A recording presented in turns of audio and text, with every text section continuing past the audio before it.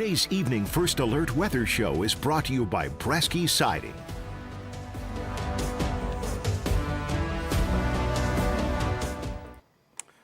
And good Thursday evening, Mid-Michigan. Chief Meteorologist Chris Easlick with your Thursday night weather update. Looks like we've got yet another round of snow getting set to move through parts of Mid-Michigan as we go into the last day of the work week here. This one not coming with any advisories this time around.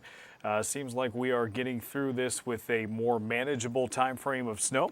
And what I mean by that is it appears that we are looking at more of a snowfall that is spread out through the course of the day. And so it doesn't seem like it's going to get quite as heavy during that stretch. I think the peak snowfall rates are somewhere between about a quarter to a half inch per hour. And when you spread that out over several hours, it's a little bit easier for the road crews to keep up compared to some of those snows that come down at around a half inch to an inch per hour. So I actually think we're going to have at least a decent chance unless there's a change. I want to say that up front, unless there's a shift in timing or anything like that. I think there's a chance that we could kind of thread the needle tomorrow morning where this may not get underway at least fully until after most of our bus stops are done and after most of the morning rush hour is done. That is not to say that there won't be any slippery spots tomorrow morning and that some communities won't be a little bit slower for the morning commute. But based on the timeline that I saw early this evening, of course, I will assess our models that come in later tonight. Matthew will do it one more time in the morning. But the way it stands right now is it seems like most of us should be at work. Most of us should be at school before this really gets underway. And for those of us with different schedules, for instance, me not coming to the office until 3, or if you're just retired and have the day off, well, you might have to deal with it a little bit more than students in the rush hour. But so far, I think it could be a lot worse than what it actually looks like tomorrow. And I think the fact that the Weather Service has no advisories speaks to that as well. But again, everything can change in a blink here in Michigan, and so we will keep our eyes on that right through the morning. So as for your forecast tonight, it seems like we've got quiet conditions for the moment. And good evening to Caleb. Good evening to Wendy and Sherry, 3 of the reliable viewers of the live stream. Vicky, good evening. Kristen, hello. Kristen also very consistent with the viewing. Denise from Reese and Linda as well. We've got some snow starting to at least try to move back into the state this evening. It looks like it's primarily on the west side of the state. Currently moving back towards portions of the Lake Michigan shoreline and some of those areas. Taking a look at some of our observations, though, I'll actually pull this up on our computer so you can see that. It's a little deceiving for the moment. So let me pick the computer so you can see what I'm talking about. Notice as it comes through what we're looking at. These are usually weather observations. So like, for instance, KLDM is the airport in Ludington, and then you've got Manistee, and then you go even further to the north, and Traverse City also has what appears to be some snow moving back in. But what we typically look for is there's usually some red snowflake icons that pop up within those stations. So it's very possible that because we cleared out a little bit earlier today, we saw the sunshine, that the air mass dried out significantly. So a lot of these areas of snow that you see right here, they may not be reaching the ground just yet. And so it might take some time. So you have to think of the atmosphere almost like a sponge. You get that water soaked into the sponge, and then eventually you wring it out and the excess falls off the sponge. Well, our atmosphere is kind of like a dry sponge after you get the sunshine out. You've got to get that water back to full capacity into the sponge before eventually the excess starts to run off. And so what you're seeing on the west side of the state is we've got that snow in the upper levels of the atmosphere. There's snowflakes thousands of feet up. The problem is as they're falling, they're just falling into that nice weather we had this afternoon down below, and we just haven't replaced that moisture just yet. So it's evaporating before it gets to the ground. So I think this is going to take some time before it eventually gets to us. So here's the timeline here. If we fast forward to around midnight, I think we'll start to see at least a few snow showers at least move in our direction. Are they going to be intense at first? I don't think so. And we may see the same struggles that the west side of the state is seeing right now, where some of that snow might not reach the ground right away. I do think it's possible that as the night goes along, we start to get that moisture in a little bit better of a position, and we start to see some scattered snow showers through the early morning commutes. I think we could see some around 6 and 7 a.m. as well. But if we fast forward through about 9, 10 o'clock, that's when you start to see the snow become a little bit more widespread by that point. And I think between that 8 o'clock and 4 o'clock time frame, that's what I was kind of looking at earlier for the period of most consistent snow, not necessarily the only snow, but I think that's the area where I think it could be a little bit more consistent, and that's where we'll grind out most of the accumulation. Now, the one thing that this system has working for it as it moves through is temperatures, at least on the front end. This is all the way through 1 o'clock, and of course will be a little bit cooler than that tonight. But this system does not have temperatures to contend with at the beginning that would not be supportive of accumulation. This is going, as soon as that snow falls, this is going to accumulate. And so that helps the accumulation factor as well. It's not like, I'm trying to think, maybe it was that snowfall we had, gosh, was it last weekend, maybe? It had to be, because I think there was some NFL football on while I was watching the snowfall outside. But we kind of had a melting factor at first, and then eventually things got going because our temperatures were near freezing. That's not going to be the case this time around. And think about our temperatures that we've had in recent days. We've had a lot of teens and low 20s.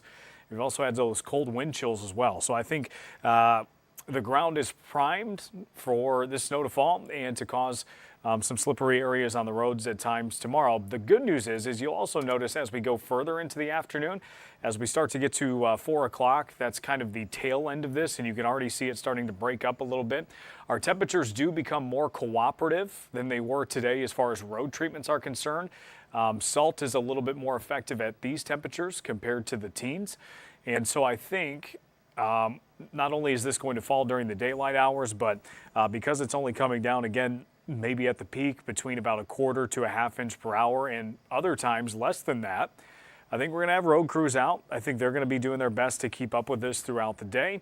And then the better part again this afternoon on this image right here is you're going to get some more cooperative temperatures when it comes to those road treatments. The system kind of fizzles out into Friday evening, and then after Friday evening, we start to get a little lake effect that migrates through from time to time going into Saturday. And you'll likely just have some scattered lake effect going into Saturday afternoon and into Saturday evening, most of which, of course, is going to be on the west side of the state. So here is our snowfall map this time around.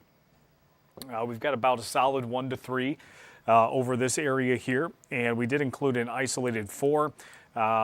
We don't think 4, at least at this time, based on what we've looked at this afternoon and early this evening, we don't think 4 is going to be widespread, but we also think there's at least a world where a few locations could get that much. So we're going to include that in the range. We think, again, most will fall between 1 and 3.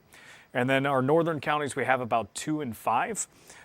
There is one area that I do want to show you. Let's see if I can pull that up. One area that I think at least bears a little bit more watching in that 2 to 5 area. I did want to show this last night, but I couldn't because it didn't cooperate with me. But I'll pull up in a second where I think there could be maybe a chance for some higher totals. So let me go through the comments really quick too, because I don't want to fall behind. Let's see. Ashley says, how much snow are we going to get? We're getting into that now. A lot of the Polar Express coming next week. It's going to be cold next week. I think a lot of teens. Nice to see Dawn from Port Austin. Dawn, how much snow did you get? I know it was blowing and drifting, so it was really tough for us to get some accumulation readings in the thumb. So if you could tell me how much you got, that'd be great. Valerie says you want a good 12 inches of snow. Valerie, I think you're going to have split opinions on that, but you know what? If it means, if you could tell me we could have 12 inches of snow later this winter in place of any future ice events, I would gladly take it. Richard, how about tomorrow morning in Saginaw? Could be slippery. Depends on what time you're talking. Ken Kathy asked if there were an advisory added for the day, when would those pop up? I think you would see that around 3 or 4 o'clock tomorrow morning.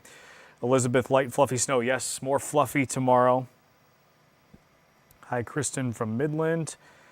Helen from Mount Pleasant. I've got my Fire Up Chip shirt on.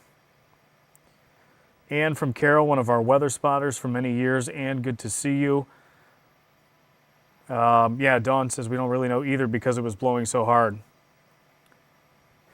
There's Zach, starting the chaos coordinator again. Appreciate you, Zach. Mark joining the stream. Kayla, Vicky, all good to see you. All right, so here's what I want to show you. Let me pull this up. So this is what we call an ensemble forecast, and for those of you who are reliable on the stream, you've heard me talk about this before, and I'm going to try to zoom in as much as I can to this just so you can actually see it. But what the ensemble forecast is it's a chance for us to basically take all of our models, and if we put them all into one bowl and we kind of mixed it up and we gathered all the opinions of those models and we kind of average them out.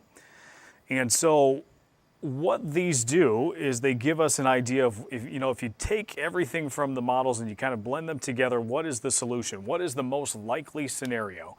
And so this takes into account all of our high resolution models, which give us the really good finer details most of the time, or as best we can with today's technology. And you'll notice, if you can see my mouse in this area right here, this is around Roscommon and Ogemaw counties. It's right on the border there. And it's a little dot of green. And so what that little dot of green is telling me is that there's a chance, it may not be a likely chance, but there's a chance in that area. If we look down at the color legend at the bottom here, dark blue is 4 to 6, that green is 6 to 8. And so it doesn't necessarily mean 8. I don't think there's enough time for this system to really get up to that much. But where that green dot is, could that potentially be telling me that maybe a small area, if everything comes together just right, or we get some good snowfall rates for a time, could one of our northern counties in that 2 to 5 maybe touch 6? Maybe we get a total 5.5, 6. I don't think that's out of the question. So is it likely enough for me to put it on the map tonight? I don't know if I'm there yet, but I want you to at least know that possibility. So if something happens in that area, if you know somebody in Ogemaw County or Roscommon County, you can say Chris was talking about this last night. But I suppose it doesn't mean anything if I don't put it on the map, right? We'll see. I'll let Matthew know. He's sleeping right now, so I can't talk to him. But I'll let him know what I'm seeing, and maybe he'll take a deeper look tomorrow, and maybe he'll see that too. But I just wanted to kind of bring that to your attention. Again, I think that would be more of I like to call them snow bonuses. Whether you think it's a good bonus or bad bonus, I guess I'll leave it up to you. But I just think that's something to watch. I still think most are falling within that 2 to 5 range. And then, again, down to the south, most fall within 1 to 3. Could see a few areas maybe get a snow bonus up to 4 in those regions. So that's kind of where things stand. And that's kind of where our snowfall forecast is for the moment. As far as the lake effect that follows, because I want you to also see this, additional lake effect after 7 p.m. So this is through Friday at 7 p.m. That's very important. So basically from tonight through Friday at 7 p.m., this is what we expect. Additional lake effect is possible after 7. What does that look like? This starts, I'll start the clock here at 7 o'clock Friday. We fast forward to about 1 o'clock Saturday afternoon, and there's really not much with the lake effect. I would say less than an inch of snow seems like the most likely scenario for any snow on Saturday for us locally. On the west side of the state, they're obviously going to be dealing with more lake effect snow than us. But this is going to be coming from the southwest to the northeast, it appears, for Saturday. So I wouldn't worry about Saturday as far as the accumulation numbers. Still watch out on the roads because, again, Saturday we're going to have temperatures that are primarily in the 20s. And so untreated roads, it might stick easily. But I wouldn't expect a ton Saturday or anything later Friday evening into Saturday that's going to add up to a ton. But like I've been talking about with our snowfall map for tomorrow, we'll get one more crack at it tomorrow morning with Matthew's forecast, and then I'll take a look at the lake effect again tomorrow night and see where we're at. But these are the extended temperatures and extended forecast here. We've got temps in the teens pretty much through next week, maybe getting close to 20 on Wednesday. Obviously, wind chills are going to be a concern during that time. We've got wind chills earlier today that were right around 0 to 15 below. So, you know, we'll kind of see where things go. And I'll pull up the snowfall map because I'm sure that's why most of you are joining. I'll kind of leave that up while I check through the comments again. Hernando, when do you think it'll start to warm up? You know, Hernando, I don't see a huge warm up in the next several days. Let me see if I can take a look for you. Diane, thank you. And Scott, appreciate that report out of Kindy. I was actually supposed to be in Kindy today for a school visit, and unfortunately that got canceled. So I'm looking at one thing here. Let's see if I can kind of look longer term.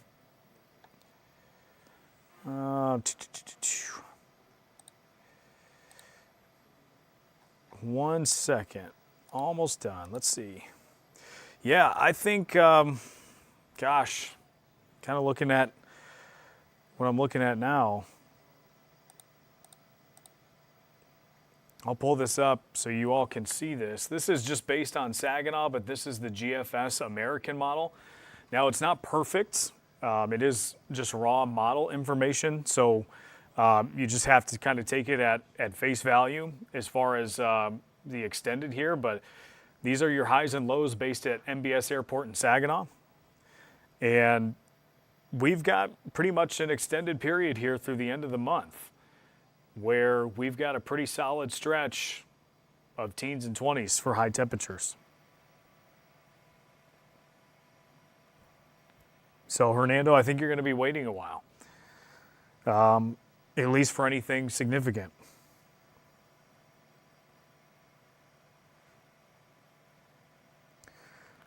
Jessica from Ogama County, thanks for joining the stream. Stacy from Ogama County as well. Stacy, I don't necessarily think, you know, I never want to diminish winter weather and driving, especially with temperatures the way they are. But if you've got, it sounds like you've got a place to be with your pup tomorrow, you know, this is a system where I consider this, you know, standard Michigan winter driving. And, you know, I know everybody feels the level of comfort with winter driving is always a little bit different. But I wouldn't necessarily say that I think this snowfall is something that, you know, is undrivable. That I would say, you know, you've got to stay home. I don't know if that'll make you feel any better.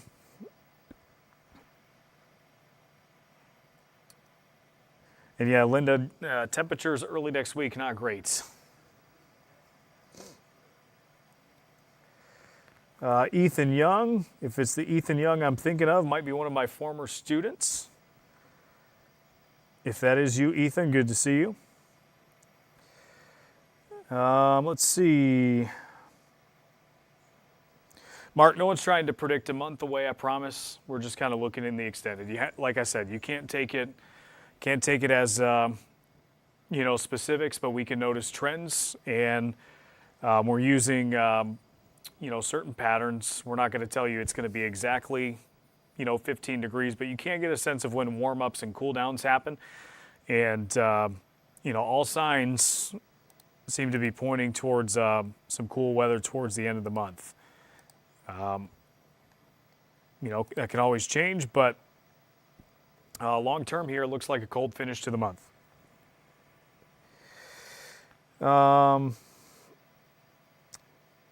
Yeah, Heather, I'm really, interested to see,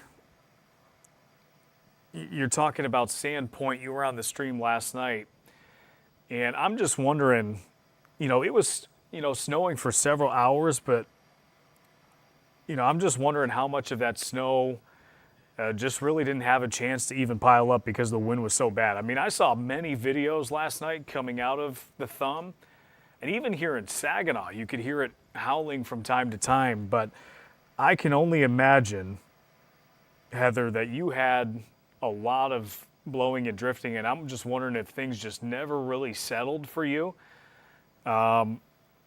And sometimes it's tough to say for sure, but I know sometimes when we get snowflakes that are falling and the wind is too strong, it can almost break those snowflakes apart a little bit.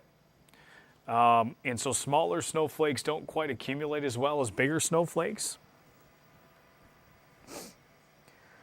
So yeah, let me see, Scott, you're reporting out of Kidney. Biggest factor with this fluffy snow is the wind and visibility. I know this morning was whiteout. Yeah, that was the biggest factor. Even in the absence of maybe a couple of areas came up short when it comes to, some of the lake effect snow totals. Excuse me. Just the fact that it was blowing around. Just heard some horror stories late last night and early this morning. So Scott, you're absolutely right. There's Tina, one of my reliable spotters from Harbor Beach. And Tina gave me a good report. I think earlier today, the snow was just blowing all around.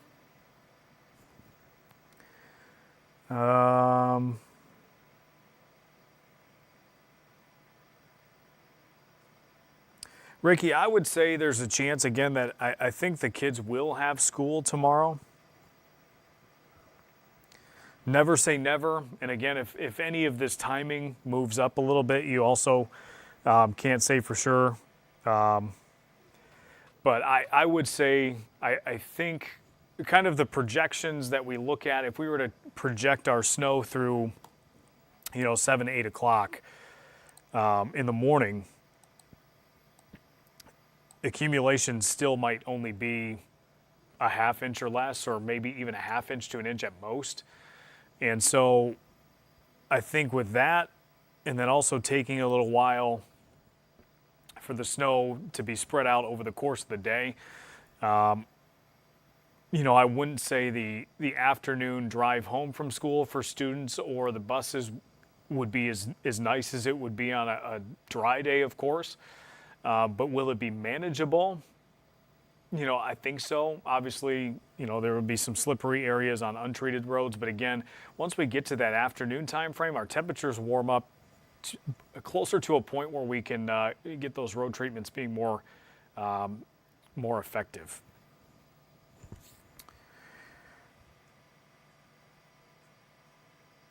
Oh my goodness, John from Port Austin. I have a lot of drifting on my fence. It was 6 feet drifting. The wind was wicked. Yeah, so I guess with that report from John, the report I've got from Tina, and the report that I've gotten from Heather and Sandpoint, I'm just going to give up on trying to figure out snowfall totals from last night. It sounds like just a mess out there. And I've driven out in the Thumb when we've had snow blowing around, and it is not fun. So I'm glad those of you who are joining me from the Thumb tonight are safe. It seems, we're just talking snow here, but it can be really dangerous. We see that every single year on areas like I-94, I-96, those areas, it seems like we get pileups every year now. So with the environment that was out in the Thumb last night, I'm glad all of you are safe.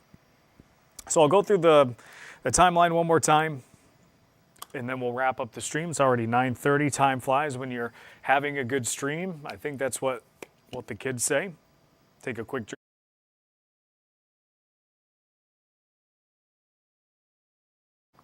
So again, if you weren't joining us at the beginning, I'll just show the sky tracker really quick. We took a look at some of the airport observations on the west side of the state. Not getting much confirmation that this initial push of snow is actually reaching the ground. So what that tells me is the air mass is pretty dry. It's going to take a little bit. We fast forward into the morning. I think snow will be trying to move in throughout the night. It might not have a ton of success, but maybe as we get closer to about 4 o'clock, we start seeing at least some scattered snow showers. I think things will start picking up closer to about 8. And then we'll likely see, again, our most consistent snow from about 8 until 4. And then it will kind of drop off after that. And then we'll get just some scattered lake effects the rest of the night. And then our snowfall map shows, again, about a 2 to 5 inches to the north, and about 1 to 3 to the south. An isolated 4-inch total we think is at least possible. And again, we talked about it just a little bit ago. I'm not going to pull up the webpage again just for you to waste your time. I just would rather you get to the information here. There were some slight hints kind of in this area here, right around Roscommon and Ogemaw County. And of course, you could probably say there's a shifting range somewhere in here. So I guess it could end up anywhere in this area. But there were at least some hints that we might be able to get an isolated total near 6. Not confident enough to put it on the map, but we'll see if that's consistent in the morning. How about that? And we'll see if we have to address that. But I think this is a good place to start. And then here's again the lake effect from Friday night into Saturday afternoon. Looks like we actually got another model coming through here. So we got our latest refresh of data. Seems like we've got a few totals of around a ½ inch or more. So I'd say probably up to about an inch or so. Lake effect can sometimes come in a little bit better than you're expecting, so I'll bump that up to about an inch. But from Friday night through early Saturday afternoon, I would say an inch or less seems like the most likely scenario. So anyway, that is where things stand tonight. Appreciate you all joining in. And of course, we'll do these streams around 9 o'clock just about every night. Appreciate you all joining. You make it worthwhile, especially when the active weather is coming along.